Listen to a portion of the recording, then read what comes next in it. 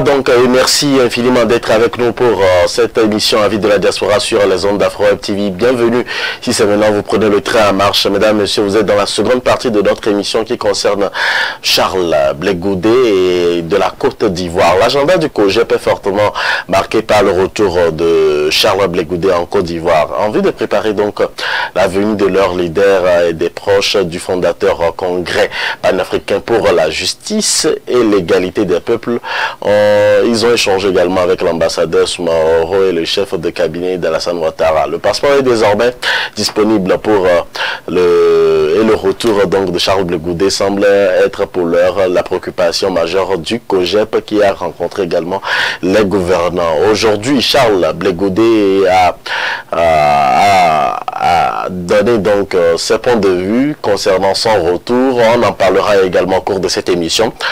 Mesdames, Messieurs, nous vous sollicitons pour donner vos points de vue également sur le plus 1 319 462 89 79. Et nous serons toujours avec notre invité qui a bien accepté notre invitation, qui nous donne son temps aujourd'hui. Il s'agit donc de Monsieur Alès Mikafo qui est toujours avec nous dans les studios d'Afro Web TV. Monsieur Alès, bonjour et quel est votre point de vue sur la réception donc du passeport de Charles Blé Goudé et est-ce que son retour promet et dans quelles conditions? Merci Moïse. Il y a quelques jours de cela, je pense, nous avions essayé d'aborder l'établissement du passeport ordinaire de M. Blé Goudé.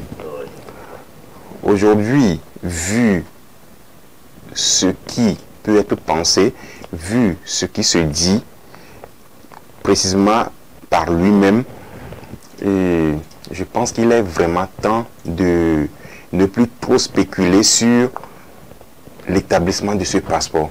Parce qu'en réalité, rappelons-nous, Blé Goudé à l'époque, il était bien assis dans la politique ivoirienne.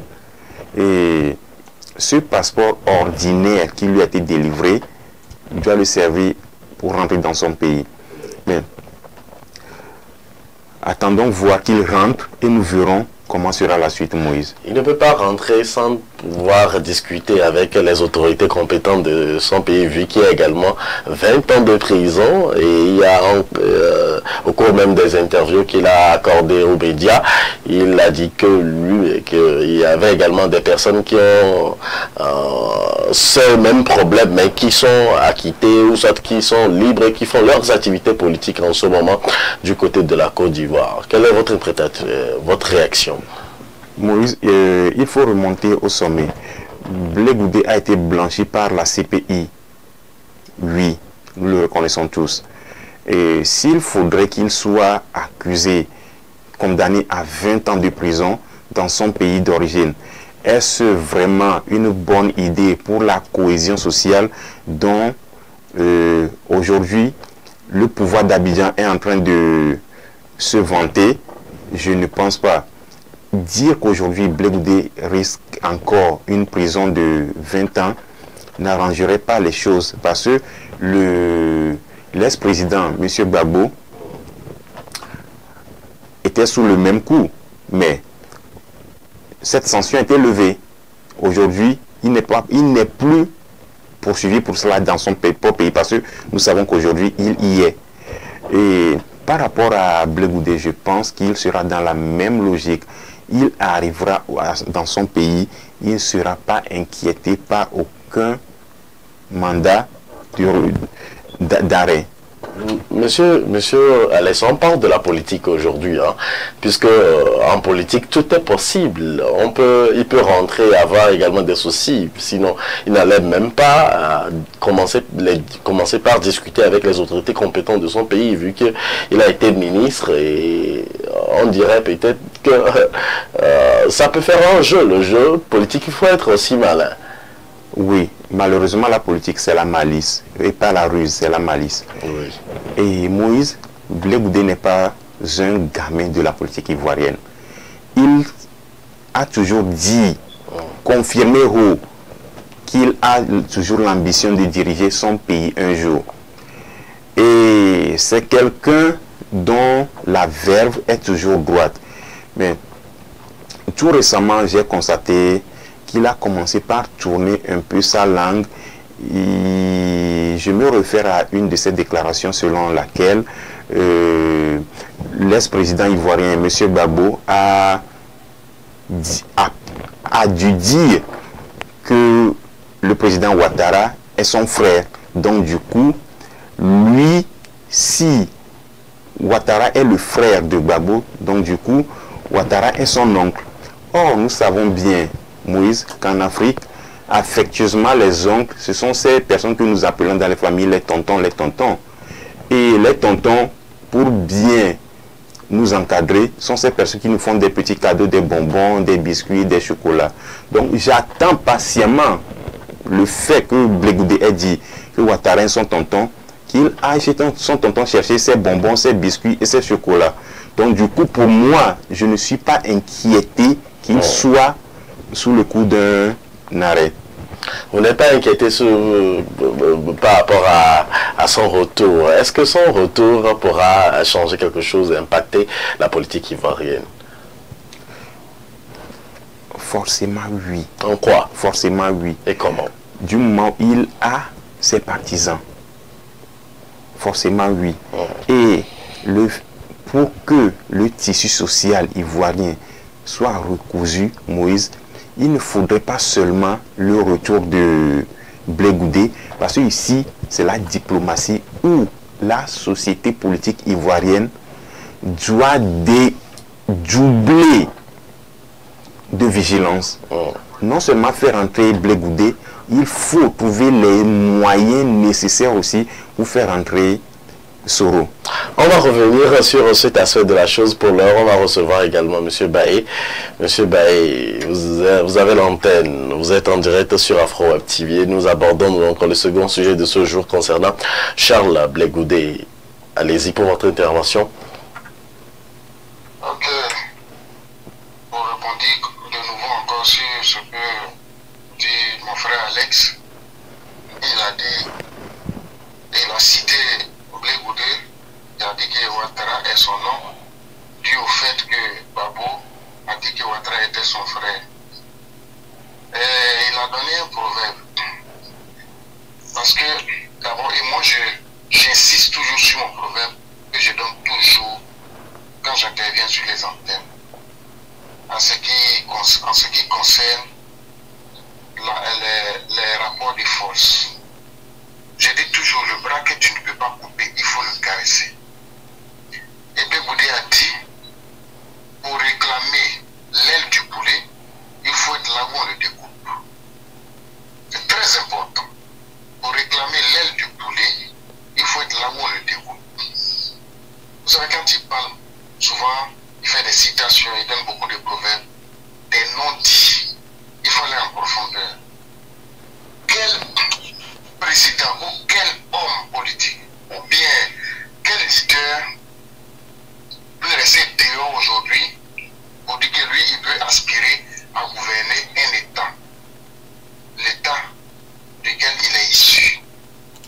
Blé Goudé ne peut pas rester dehors pour dire un jour que lui va compter, espérer plutôt pour gouverner la Côte d'Ivoire, un jour bien diriger la Côte d'Ivoire.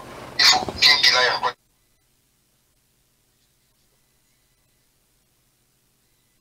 Les jurisprudence déjà en Côte d'Ivoire. Le président Gbagbo est rentré avec 20 ans sur le dos.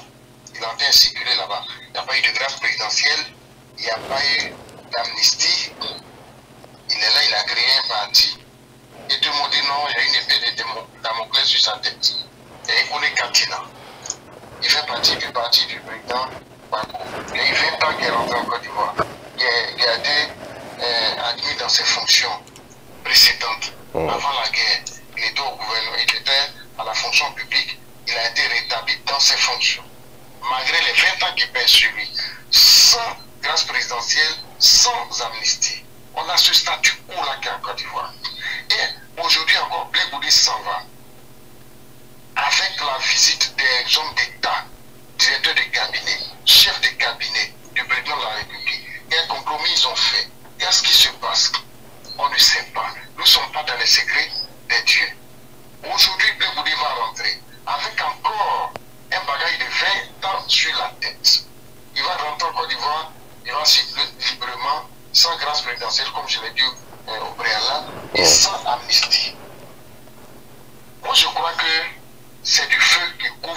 la centre en Côte d'Ivoire, où on les amnistie, où on fait une grâce présidentielle et puis tout le monde est à l'aise. Et si le fait, quelle sera la situation de Sorogium qui est dans la même situation, qui est dans le même cas? Et pourquoi tous ceux qui coupent encore en prison, ils sont, parce qu'ils sont issus des manifestations de la guerre de 2011, les généraux, les militaires, même les civils. Comme le président Gbagbo l'a dit, moi je suis le capitaine des églises. Moi je suis allé à la CPI. Je suis revenu, j'ai été condamné ferme à 20 ans. Je suis dehors. Pourquoi eux ils sont dedans? Puisque moi j'étais le capitaine. J'étais le dirigeant de ce pays. Et moi je suis dehors et ils sont dedans. Donc libérez-les. Et ce capitaine est resté sans issue. Ça a été lettre morte, est resté lettre morte plutôt. L'arrivée de Blé Goudé en Côte d'Ivoire sera vraiment quelque chose de très anecdotique. Parce que tout le monde regarde. Qu'est-ce qui va se passer? S'il arrive et qu'il s'aligne, comme on le dit souvent chez nous, doit-il fermer sa bouche? Doit-il parler puisqu'on le connaît? On connaît son verbe. Certes, ce n'est pas le Blé Goudé qui était dans les rues en tant que jeune patriote pour galvaniser les troupes pour défendre le pays, puisque le pays a été attaqué. Mais les configurations ont changé. Il a dit lui-même, les choses ont changé. Le Blé Goudé d'avant n'est pas celui-là. Qu'est-ce qui s'est passé d'ici là pour qu'il soit ce Blé Goudé d'aujourd'hui? Certes, il aspire à gouverner un jour, mais je ne peux pas lui prêter des intentions, mais qu'est-ce qui s'est passé d'ici là? Nous tous, on est là, on observe. Quand il va arriver en Côte d'Ivoire, doit-il se taire? Sera-t-il un porte-flambeau de la jeunesse politique en Côte d'Ivoire? C'est là seulement qu'on va pouvoir juger. Sinon, actuellement, nous ne sommes que dans la spéculation. Il est encore en Europe. Quand il va arriver, qu'est-ce qu'il va poser comme acte en Côte d'Ivoire? À travers ça, on pourra quand même pouvoir s'élargir sur cette histoire de Blé Goudé qui retourne en Côte d'Ivoire avec 20 ans sur le dos, sans être amnistié, sans grâce présidentielle, et qui va circuler librement, comme le président Gbagbo, comme Kone Katina. Je ne sais pas dans quoi on est en Côte d'Ivoire, comme on le dit chez nous. Je ne sais pas dans quoi on est au juste en Côte d'Ivoire. C'est des faveurs. Il y a une justice en Côte d'Ivoire. Qu'est-ce qui se passe? Là, il y a de vrais problèmes en Côte d'Ivoire. Alors, sachant que, par exemple, Charles Blé Goudé risque 20 ans de prison, ou pas, même si on le gracie de 20 ans de prison, et n'est-il même pas entre le couteau et l'enclume? Non, il est déjà condamné à 20 ans. C'est pas comme il risque. Il est condamné à 20 ans. Et quelqu'un qui est condamné à 20 ans, on lui envoie le chef de l'État du pays qui l'a condamné à 20 ans, lui envoie son chef de cabinet, son directeur de cabinet. On lui octroie son passeport. Il doit rentrer au pays librement. C'est pas des juristes, c'est pas des huissiers de justice qu'on lui a envoyé. C'est le directeur et le chef de cabinet du chef de l'État de ce pays-là. C'est pourquoi je me demande dans quoi est-ce qu'on est. Dans quoi est-ce qu'on est? En Afrique, qu'est-ce qu'on devient? C'est celui qui est au pouvoir aujourd'hui, c'est lui qui décide si on mange le football aujourd'hui, si on mange le ndolé, si on mange la sauce graine. C'est-à-dire, on vit selon ses humeurs. Est-ce qu'on peut aller de l'avant avec cette Afrique-là? C'est triste, mais c'est devant vous actuellement. Je vais vous donner 3 cas. 3 cas de jurisprudence. Et 2 cas même déjà, et Blé Goudé est en train d'être le 3e cas de jurisprudence.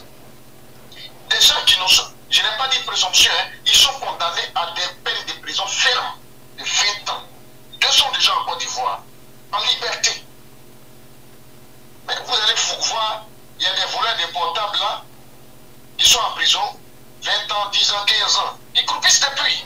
Monsieur Baye, à quoi est-ce que vous vous attendez en tant qu'Ivoirien lorsque, par exemple, on verra Charles Blé Goudé rencontrer le président Alassane Dramane Ouattara? Ok, voilà pourquoi j'ai commencé par ce proverbe. Le bras, tu ne peux pas couper, il faut le caresser. Ça, c'est un. C'est dans cette attitude que Blé Goudé est actuellement.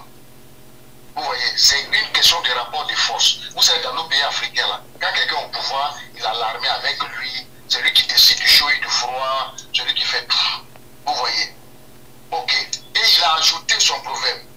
Pour réclamer l'aile du poulet, il faut être là où on le découpe. Pour que lui aspire un jour devenir président, il faut qu'il aille au chaudron. Il faut qu'il aille affronter les difficultés. On ne peut pas dire, aussi faire pour dire je vais être président un jour. Il faut qu'il l'aille. Bako l'a fait. Il a affronté le grand feu. Monsieur Baye, répondez à ma question posée.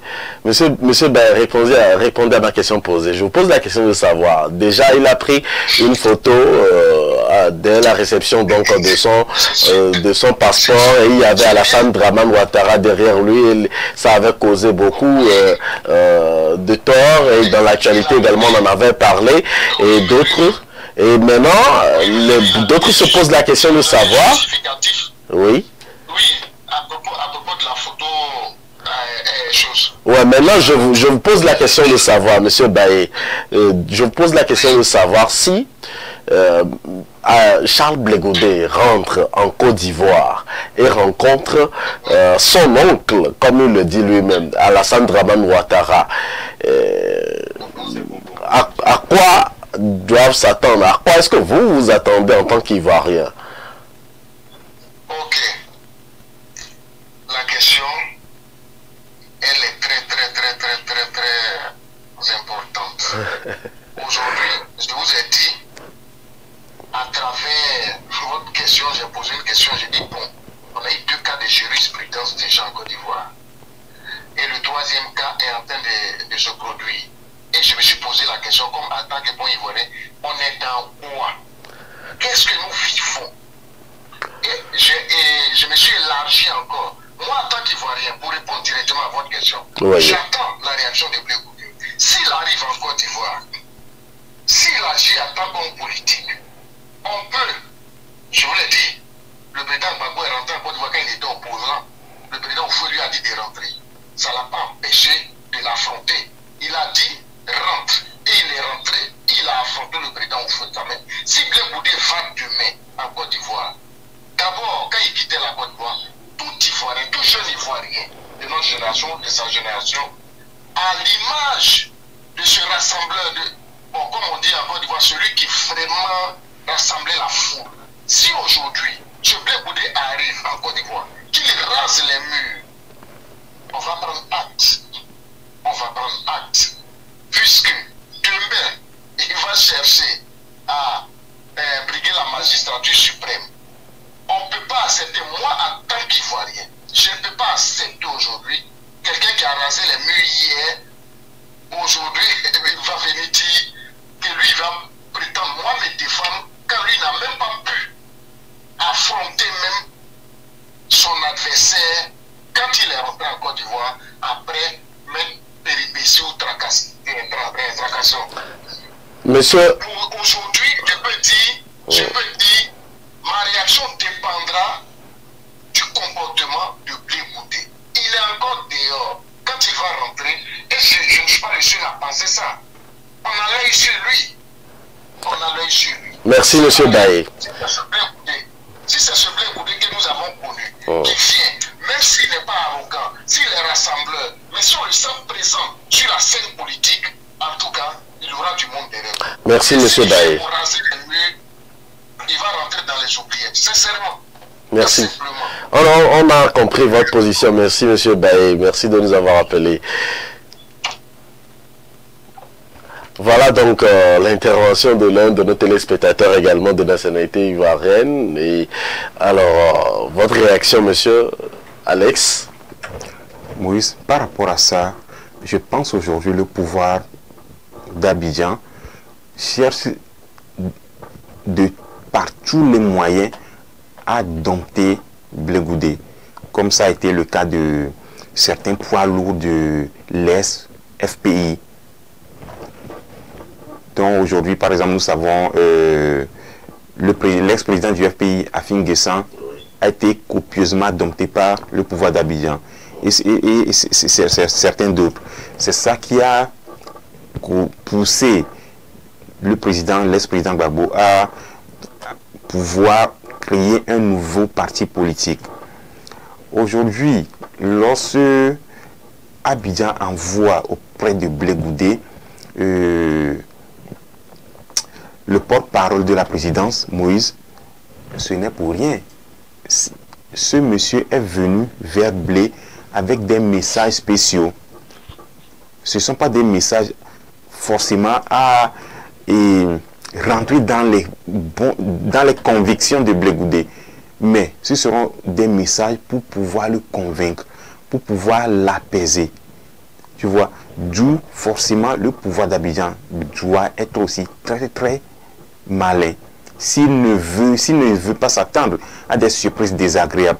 Parce que la politique, c'est quoi? Des surprises désagréables. Moïse, le plus petit adversaire que tu minimises peut te passer la peau de banane. Oui, mais justement, oui, c'est le président Alassane Ouattara qui a même dit qu'ils vont passer la main à la nouvelle génération. Donc, ils donneront l'occasion à la nouvelle génération dont appartient Charles Blé Goudé de postuler aux élections présidentielles à venir. Moïse est exactement l'une des raisons pour lesquelles il est toujours affirmé que la parole humaine n'est pas une parole évangélique. Oui, n'est pas une parole d'évangile. Parce que ce que l'homme dit, il peut le détourner. On voulait vous dire que, comme Alassane Ouattara avait lui-même dit qu'il ne sera pas à l'élection et changerait encore une fois cette décision. Merci pour l'illustration. Ok, merci pour l'illustration. En bref, c'est ça.